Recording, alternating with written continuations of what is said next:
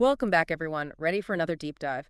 Today, we're tackling something a lot of you have been asking about management, but we're doing it with a twist. That's right. We're looking at it through the lens of the Tata Group. Exactly. Now, for anyone who's not familiar, we're talking about a huge global company, a conglomerate, really. Been around since 1868, Wow, that's a long time. And they're involved in everything, it seems like. pretty much. Yeah. Over 100 countries. Everything from cars with Tata Motors to steel with Tata Steel. It's mind-boggling. So what are we focusing on today? What's the mission of this deep dive? Okay, so we're not just looking at what Tata does, but how they manage to do it all.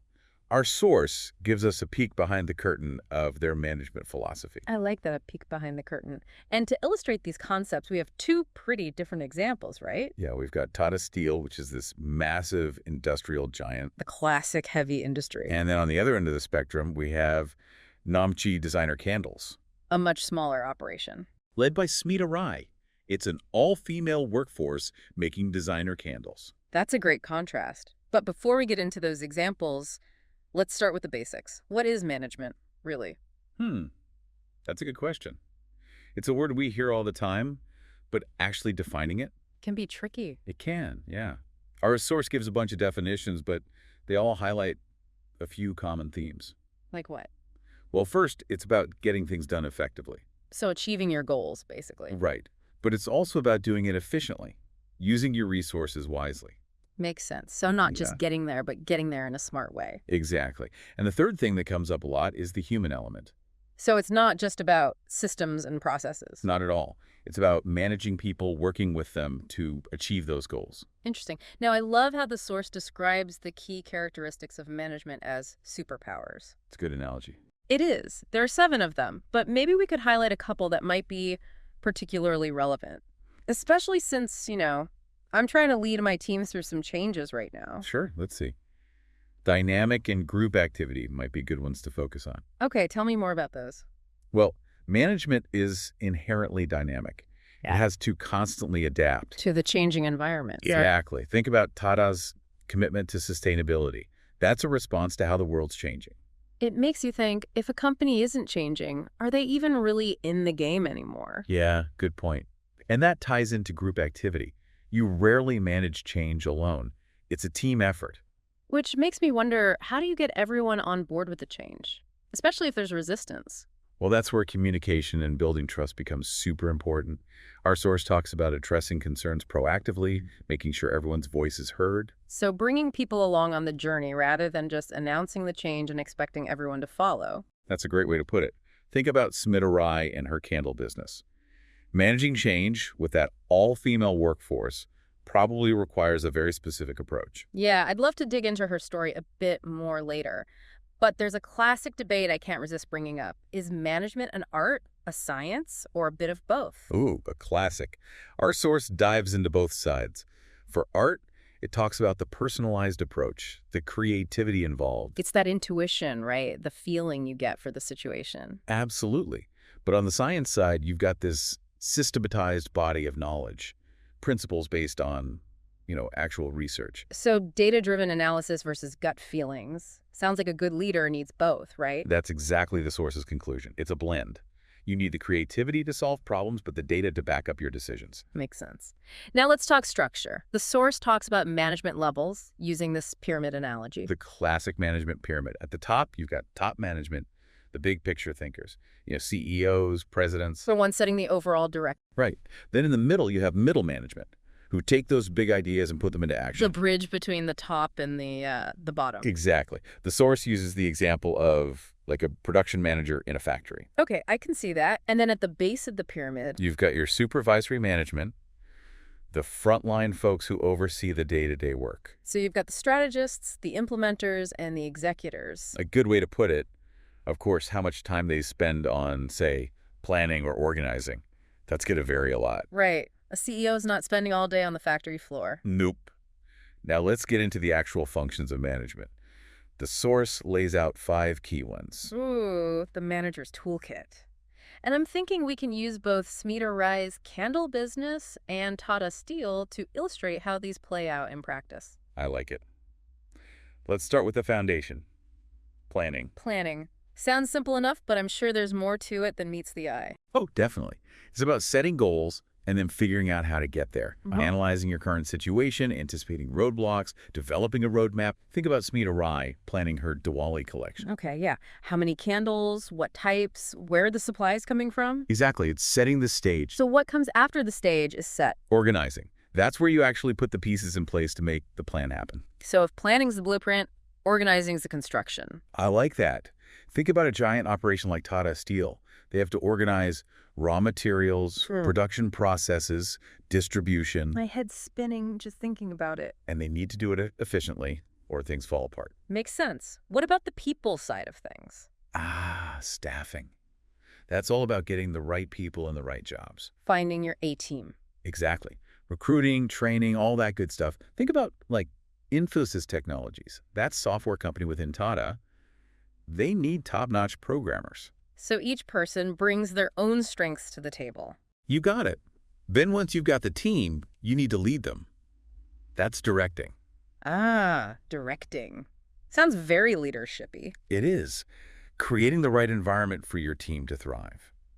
Think about Smita Rai interacting with her candle makers.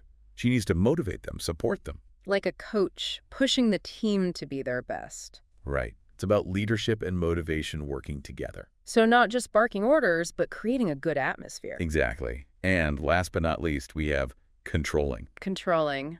Doesn't sound too fun. Think of it more like a feedback loop. You set standards, you monitor performance, and then you adjust course if needed. Keeping things on track, basically. Right. Like on a production line, if quality dips, you need to figure out why and fix it. It's like being the captain, always checking the ship's course. Exactly. Now, the thing to remember is all 5 of these, planning, organizing, staffing, directing, controlling, they all work together. It's a system, not just individual pieces. Right. And there's one more element that's essential to making the whole thing work smoothly. Ooh, what's that? Coordination. It's the glue that holds it all together. It really is. It's like the threads of a tapestry. Each function distinct, but woven together to create the whole picture. That's beautiful. I love that. But it makes you wonder, right, with all these moving parts, how do you make sure nothing gets missed? You're getting at the heart of it. That's where coordination comes in. It's about making sure everyone's working together, moving in the same direction. So not just each department doing its own thing, but making sure it all fits together. Exactly. And the source is interesting here. It doesn't see coordination as its own separate function. Really? How so? It's more like it's woven into all the other functions. Like, you can't plan effectively without coordinating with the people who will be executing the plan, right? Yeah, that makes sense. Can you give me an example of how this plays out in the real world? Sure. Imagine the production, sales, and marketing departments of a company. Okay, very different focuses. Right. But they need to work in sync. Production needs to make enough to meet sales targets. Marketing needs to generate demand. And if they're not talking to each other? Chaos. One department's working overtime while the other's twiddling their thumbs. A recipe for disaster. But done well, it's like a well-oiled machine, I guess. Exactly. The source actually gives a really cool example. Oh, tell me. The double wallas of Mumbai. Wait, the lunchbox delivery guys? The very same. They deliver thousands of lunches every day with incredible accuracy. I've heard about them. Apparently, they almost never make a mistake. And their secret, coordination. They have the system of color-coded boxes, hand signals, everything timed perfectly. It's amazing how something so seemingly simple can be so complex behind the scenes. And effective. It highlights why coordination is so crucial, especially as organizations grow and become more specialized. Right, because things get more complicated, more moving parts. Exactly. The source points out that people have different working styles, different backgrounds. Coordination helps align everyone towards the same goals. Otherwise, it's like herding cats, everyone going in their own direction. Perfect analogy. Another thing coordination helps with is breaking down silos. You know, when departments get so focused on their own thing, they forget about the bigger picture. Yeah, everyone's in their own little world. Right. And the last reason the source emphasizes is coordination helps align individual goals with the organization's goals. So it's a win-win. Employees feel like their work matters and the company benefits. Exactly. So we've got the functions of management, the glue that holds it all together. Coordination. But all this talk about managing others makes me think, is management even a profession? Like, can you actually call yourself a professional manager? Ooh, good question. The source actually looks at that. It examines what usually defines a profession. So like doctors, lawyers, Mhm. they have specific criteria, right? Right. You need a well-defined body of knowledge, restricted entry, a professional association, stuff like that. So how does management stack up? Well, there's definitely a growing body of knowledge in management. Tons of books, research, even specialized degrees. And there are professional associations for managers. Yep. But restricted entry. That's where it gets a bit fuzzy. Anyone can technically call themselves a manager, Yeah, right? there's no official manager license. Right. But the source points out that it's becoming more and more challenging to be successful in management without the right knowledge and skills. So maybe not a profession in the traditional sense, but definitely something that requires specific expertise. That's a good way to put it. And the ethical side of management is becoming more important too. Consumers expect transparency. They hold companies accountable. So managers need to be ethical leaders as well. Absolutely. It's not just about profits anymore. No, it's a lot more complex than that. So it sounds like management in the 21st century. It's a whole different ballgame. It is. And speaking of the 21st century, the source has this whole section on Management in the 21st century. We got to talk about that. What are some of the big takeaways from that section? Well, one of the most interesting points is that the old way of doing things, that top-down management style, it's not cutting it anymore. Really? Right. Why not? The source argues that the world's just too complex, too fast-paced. The old command and control approach just doesn't allow for the flexibility and adaptability organizations need today. So the traditional pyramid structure is on its way out. It seems that way. The source suggests that more collaborative models, where employees at all levels have a voice, are much more effective. So instead of the boss always calling the shots, it's more about shared decision-making. Exactly. And that requires a different kind of leadership, too. Command and control just stifles creativity and innovation. Which are essential in today's world. So what kind of leadership does work in this new environment? What are the qualities of a 21st century leader? Well, the source highlights several. Communication is key, being able to articulate a vision, inspire people, and foster open dialogue. So it's not just about being the smartest person in the room. It's about being able to bring people together. Exactly. Another crucial quality is adaptability. Things change so rapidly that leaders need to be comfortable with uncertainty, willing to experiment and learn as they go. The only constant is change, right? Exactly. And a big one, the source stresses, is continuous learning. Always be curious. Always be open to new ideas and technologies. So never stop learning.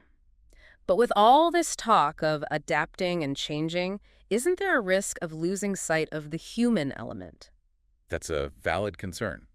But that's actually where another key quality comes in, empathy. So it's not just about data and strategy, it's about understanding people. Right. Leaders need to be able to see things from other people's perspectives to connect with their team members on a human level. It sounds like a tall order, being a leader in the 21st century. It is. But it also seems incredibly rewarding. It really does. Thinking about all this makes me want to dig deeper into how Tata is actually putting these ideas into practice. You mentioned their focus on sustainability and social responsibility earlier. Yeah, those are big areas for them. They are. Have you seen examples of how they're balancing, like, the art and science of management in those areas? Oh, definitely. Their work in renewable energy is a great example. I mean, Yeah. they're investing a ton in solar and wind power. That's a huge shift for a company that built its reputation on, well, steel. It is. But it shows they're thinking long term. And to do that, they need the data. The science helps them analyze the feasibility, the potential return on investment. Right. Got to make sure it makes business sense, too. But it goes beyond that. There's this vision, a commitment to a sustainable future, even if the payoff isn't immediate. That's where the art comes in. It's like they're using the science to guide their decisions, but the art to guide their direction. Exactly. And their social initiatives are another great example. They have programs focused on education, healthcare, poverty alleviation. Wow, that's a wide range. It is. But to make those programs work, they need careful planning, resource allocation, measuring the impact. That's the science side. Got to make sure the efforts are actually making a difference. Right. But at the same time, it's about compassion, understanding the communities they're working in. That's the art shining through. So they're using their business skills to address social issues. It's this idea of creating shared value, which is becoming a big deal for businesses in the 21st century.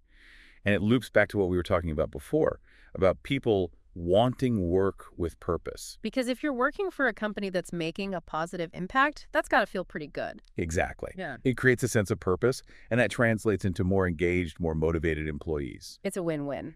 Before we wrap up, though, I wanted to touch on one more thing. You've talked a lot about the importance of soft skills for managers in the future. Any specific ones you think will be especially crucial? Hmm, good question. One that jumps out is fostering a culture of continuous learning.